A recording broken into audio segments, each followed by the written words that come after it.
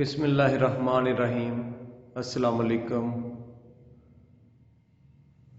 Dear students, امید ہے آپ سب لوگ خیریت سے ہوں گے۔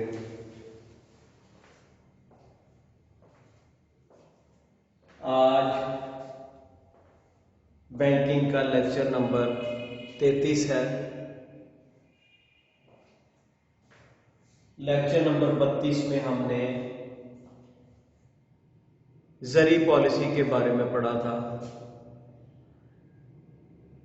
کہ زرعی پالیسی سے بینک کس طرح زرعی اعتبار کو کنٹرول کرتا ہے۔ اس کے دو طریقے ہم نے پڑھے تھے، ایک کوانٹیٹیو میتھڈ اور ایک کوالٹیٹیو میتھڈ۔ اب زرعی اعتبار کو کنٹرول کرنے میں مشکلات کیا پیش آتی ہیں، آج ہم یہ پڑھیں گے۔ اس میں سب سے پہلے عدم تعاون۔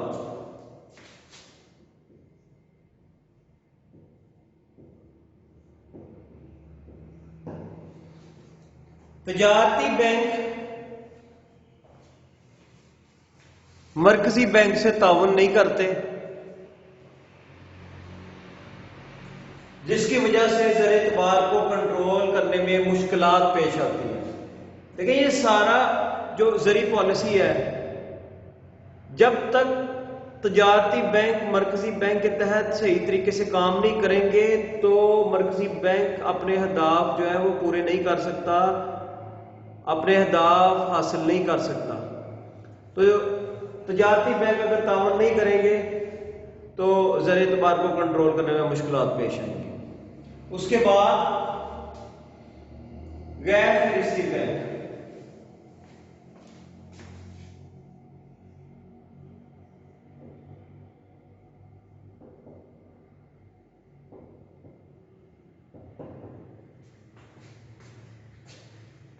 آپ نے پورا چیپٹر پڑھا ہے فہرستی اور غیر فہرستی بینک،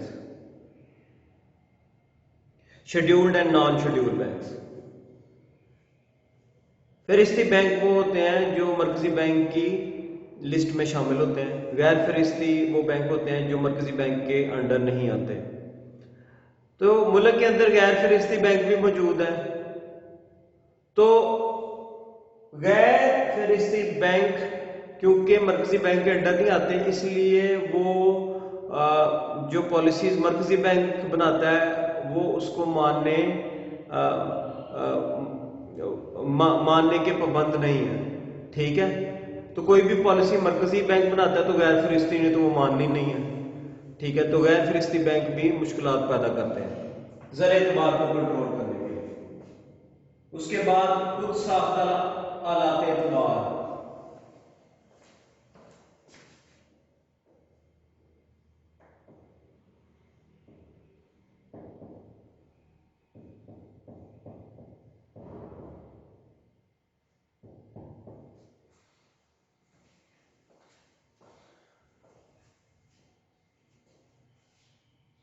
آلات اعتبار ایک تو بینکس نے بنائے ہیں، لیکن کچھ تاجر اپنے طور پہ کچھ آلات اعتبار بنا لیتے ہیں، ٹھیک ہے، اور وہ مرکزی بینک کے انڈر نہیں آتے، وہ انہوں نے اپنی تجارت کو چلانے کے لیے بنائے ہوتے ہیں۔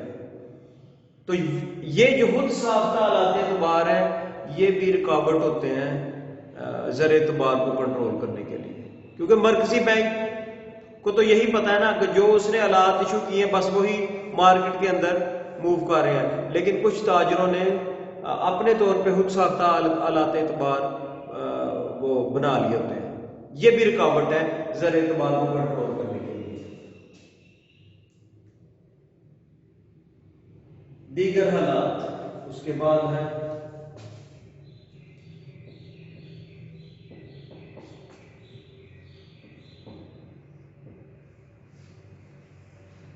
جو لوگ ہیں وہ دیگر حالات کو بھی مد نظر رکھتے ہیں، اس میں سیاسی حالات بھی ہو سکتے ہیں، ملکی حالات بھی ہو سکتے ہیں، ٹھیک ہے۔ تو حالات دیکھ کے جو تاجر ہیں وہ اس بات کی پرواہ نہیں کرتے، لوگ اس بات کی پرواہ نہیں کرتے کہ شرح سود زیادہ ہے، وہ زیادہ شرح سود پہ بھی قرضے لے لیتے ہیں، ٹھیک ہے، وہ زیادہ شرح سود پہ بھی قرضے لے لیتے ہیں، ٹھیک ہے۔ تو ہم نے کل پڑھا تھا نا کہ شرح سود بینک بڑھا دیتا ہے تو لوگ قرضے زیادہ نہیں لیتے، لیکن لوگ کیا دیکھ رہے ہیں، حالات کیسے ہیں، اگر حالات ٹھیک ہیں تو وہ زیادہ شرح سود پہ بھی قرضے لینے شروع کر دیتے ہیں، تو وہ زرعی پالیسی کے مقاصد حاصل نہیں ہوتے، زر اعتبار کو کنٹرول کرنے میں مشکلات پیش آتی ہیں۔ اس کے بعد نمبر 5 قرضے کے مقاصد۔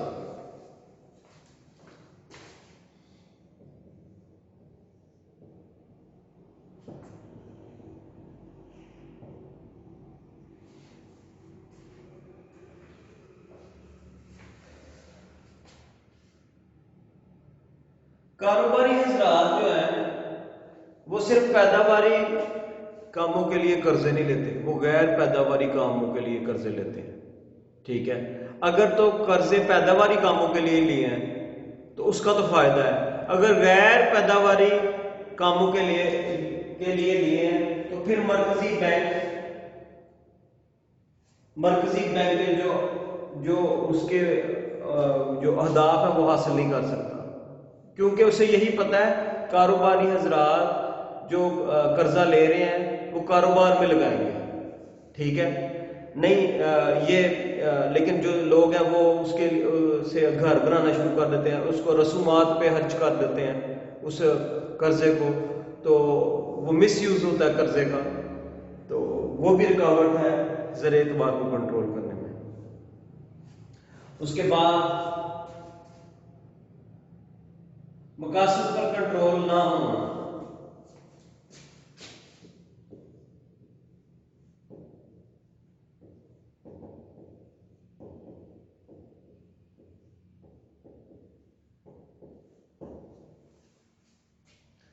بھئی قرضے کے مقاصد کو کنٹرول کوئی کر ہی نہیں سکتا، آپ کو کیا پتا کہ کوئی پرسن قرضہ لے رہا ہے تو وہ کس لیے لے رہا ہے، وہ شو کچھ اور کرتے ہیں، خرچ کہیں اور کرتے ہیں، ٹھیک ہے۔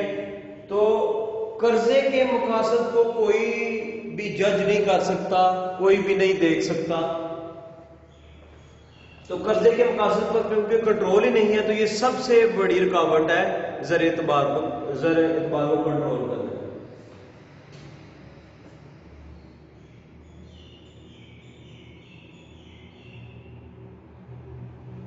اس کے بعد سیاسی حالات۔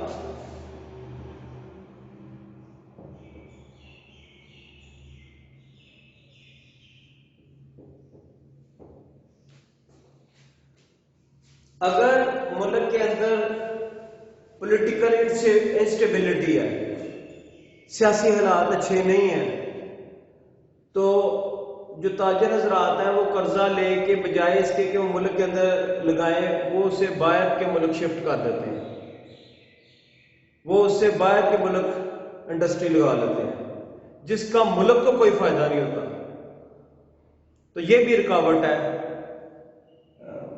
زر اعتبار کو کنٹرول کرنے میں کہ سیاسی حالات جو ہیں وہ موافق ہوں۔ پاکستان کی یہ بدقسمتی رہی ہے کہ پاکستان میں ہمیشہ ہی پولیٹیکل انسٹیبلٹی رہی ہے، تو آج کل بھی آپ دیکھ ہی رہے ہیں کہ ملک کے اندر پولیٹیکل انسٹیبلٹی ہے، ان حالات میں تاجر لوگ جو ہے جو قرضہ لیتے ہیں وہ ملک کے اندر نہیں لگاتے، وہ کرنسی کو باہر شفٹ کر دیتے ہیں۔ اس کے بعد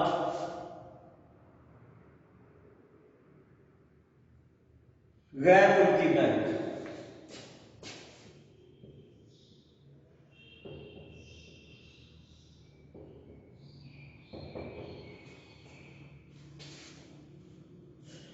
مرکزی بینک ملک کے اندر موجود تجارتی بینکوں پہ تو اپنا کنٹرول ظاہر کر سکتا ہے، ان کو تو کنٹرول کر سکتا ہے، ان کو اخلاقی تربیت دے سکتا ہے، ٹھیک ہے، ان کے اوپر اپنی پالیسیز امپلیمنٹ کر سکتا ہے، لیکن غیر ملکی بینک جو ہمارے کنٹری کے اندر ہیں ان کو ان کے اوپر جو پالیسیز جو ہیں اس کو امپلیمنٹ نہیں کر سکتا، کیونکہ غیر ملکی بینک جو ہیں وہ اپنے ملک کے قواعد و ضوابط سے چلتے ہیں. وہ کیونکہ مرکزی بینک کی فہرست میں شامل نہیں ہوتے تو وہ مرکزی بینک کی کسی پالیسی کو نہیں مانتے. تو غیر ملکی بینک بھی جو ہیں وہ زر اعتبار کو کنٹرول کرنے میں مشکلات پیدا کرتے ہیں.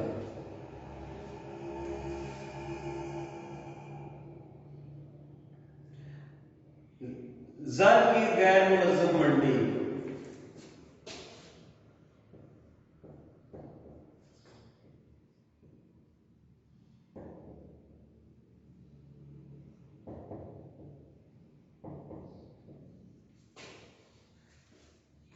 زر اعتبار کو اگر کنٹرول کرنا ہے، معاشی اہداف کو اچیو کرنا ہے، حاصل کرنا ہے، تو جو منی مارکیٹ ہے اس کا منظم ہونا بہت ضروری ہے. اگر ملک کے اندر منی مارکیٹ منظم نہیں ہے تو آپ کسی بھی کسی قسم کی مانیٹری پالیسی کو امپلیمنٹ نہیں کر سکتے. تو زر کی منظم منڈی کا ہونا بہت ضروری ہے. ٹھیک ہے، تو یہ بھی زر اعتبار کو کنٹرول کرنے میں مشکلات پیدا کرتا ہے اگر یہ جو زر کی منی مارکیٹ ہے یہ منظم نہ ہو.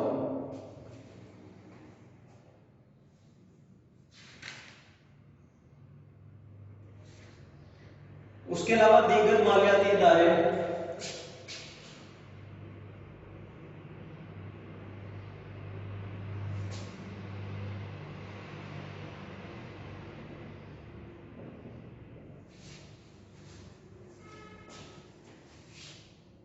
مالیاتی اداروں میں بیمہ کمپنیاں، انشورنس کمپنیز، ٹھیک ہے، اور مالیاتی کارپوریشنز درآمدات تو برآمدات کے لیے بہت اہم کردار ادا کرتی ہیں. اگر ملک کی درآمدات یا برآمدات میں کمی واقع ہو جائے تو دونوں صورتوں میں جو ادائیگی کا توازن ہے وہ صحیح نہیں رہتا اور مرکزی بینک مخصوص اہداف کو حاصل نہیں کر پاتا. تو یہ تھے زر اعتبار کو کنٹرول کرنے میں مشکلات. اس کو ایک دفعہ ریوائز کر لیتے ہیں. سب سے پہلے عدم تعاون. جو تجارتی بینک ہے، کچھ تجارتی بینک ہے وہ مرکزی بینک کی پالیسیز کو مانتے نہیں ہیں، صحیح طریقے سے اس کو امپلیمنٹ نہیں کرتے، تو جس کی وجہ سے زر اعتبار کو کنٹرول کرنے میں مشکلات پیدا ہوتی ہیں. دوسرا یہ ہے غیر فہرستی بینک. میں نے آپ کو پہلے بھی بتایا تھا غیر فہرستی بینک وہ ہوتے ہیں جو مرکزی بینک کے اندر رجسٹرڈ نہیں ہوتے اور ان کے اوپر مرکزی بینک کا کنٹرول نہیں ہوتا. تو ایسے جو بینک ہیں وہ مرکزی بینک کی کسی پالیسی کو نہیں مانتے. ٹھیک ہے، تو یہ جو غیر فہرستی بینک ہے زر اعتبار کو کنٹرول کرنے میں مشکلات پیدا کرتے ہیں. خود ساختہ آلات اعتبار. تاجر حضرات کچھ اپنی سہولت کے لیے خود ساختہ آلات اعتبار بنا لیتے ہیں. ویسے تو آلات اعتبار آپ کو پتہ ہے نا، چیک ہے، بل آف ایکسچینج ہے، پرومزری نوٹ ہے، بینک ڈرافٹ ہے. وہ اس کے علاوہ بھی کوئی پرچی سسٹم، کوئی اس طرح کا آلات اعتبار بنا لیتے ہیں جو کہ مرکزی بینک کو پتہ بالکل نہیں ہوتا، تو جس کی وجہ سے مشکلات پیدا آتی ہیں کسی بھی پالیسی کو امپلیمنٹ کرنے کے لیے. اس کے علاوہ دیگر حالات ہیں کہ لوگ دوسرے حالات کو دیکھتے ہیں، ملکی حالات کو دیکھتے ہیں کیسے وہ زیادہ شرح سود پہ بھی قرضہ لے لیتے ہیں اگر حالات اچھے ہیں تو. اس کے بعد قرضے کے مقاصد کو کنٹرول نہیں کیا جا سکتا. لوگ اگر پیداواری کاموں کے لیے قرضہ لیتے ہیں تو ٹھیک ہے، لیکن زیادہ تر لوگ غیر پیداواری کاموں کے لیے قرضہ لے لیتے ہیں، تو جس سے بہت مشکلات پیدا ہوتی ہیں. اور مقاصد کو، قرضے کے مقاصد کو کنٹرول بالکل بھی نہیں کیا جا سکتا کیونکہ یہ بالکل نہیں پتہ ہوتا کس نے جو قرضے کی رقم ہے وہ کہاں پہ خرچ کرنی ہے. سیاسی حالات بہت اہم کردار ادا کرتے ہیں.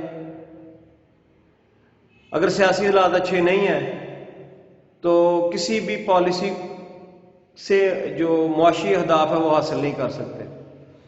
غیر ملکی بینک کیونکہ مرکزی بینک کی لسٹ میں نہیں آتے تو وہ ملک کی کسی پالیسی کو نہیں مانتے، وہ مرکزی بینک کے انڈر نہیں آتے۔ زر کی غیر منظم منڈی بھی مشکلات پیدا کرتی ہے زر اعتبار کو کنٹرول کرنے میں۔ تو اگر زر کی جو ملک کے اندر منی مارکیٹ ہے وہ غیر منظم ہے تو بہت مشکلات پیدا ہوتی ہیں۔ اور اس کے علاوہ دیگر مالیاتی ادارے جو درآمدات اور برآمدات کو فروغ دیتے ہیں، اگر درآمدات اور برآمدات میں کمی آ جائے تو اس سے بھی بیلنس آف پیمنٹ خراب ہوتا ہے۔ تو آج کا لیکچر یہیں پہ ختم کرتے ہیں۔ اللہ حافظ۔